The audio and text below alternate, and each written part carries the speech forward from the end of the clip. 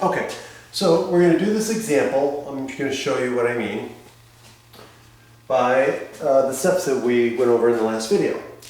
So now, all I'm going to do is I'm going to multiply through by the least common multiple of the denominator. So the denominator is 3 and 4. So the smallest or the lowest common multiple. What is that? It's the smallest number that is divisible by 4 and divisible by 3. Or in other words, it's the smallest number that's a multiple of 4 and a multiple of 3.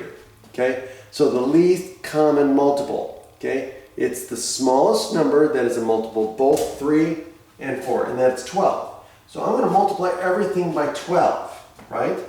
So I'm going to multiply this side by 12.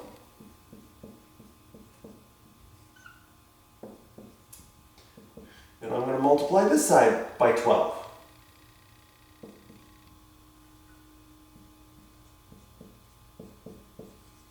Right? So basically all I'm doing is multiplying all of the terms by 12.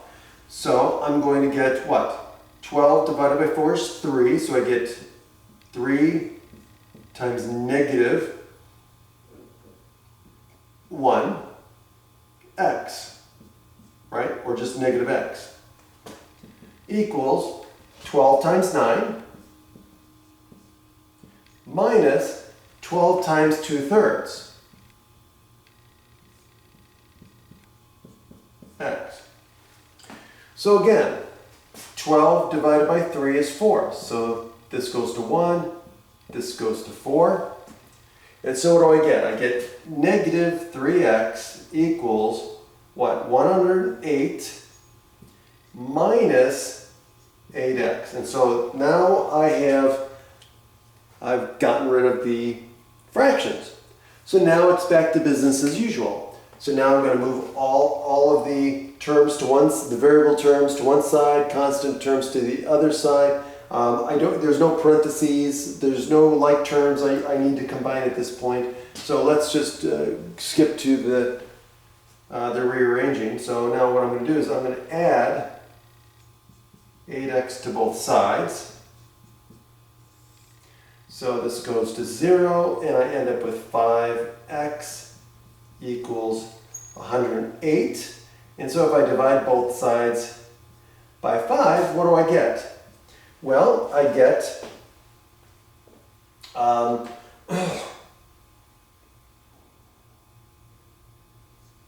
21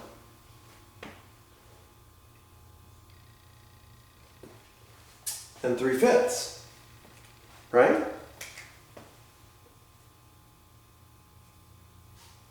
Now, I could write this as an improper fraction. Okay? Typically, we can write the solution either as a proper fraction or an improper fraction in lowest terms. Okay, so we could leave x equal to 108 over 5, because that is in lowest terms. Okay, or we can write it as a mixed number, 21 and 3/5.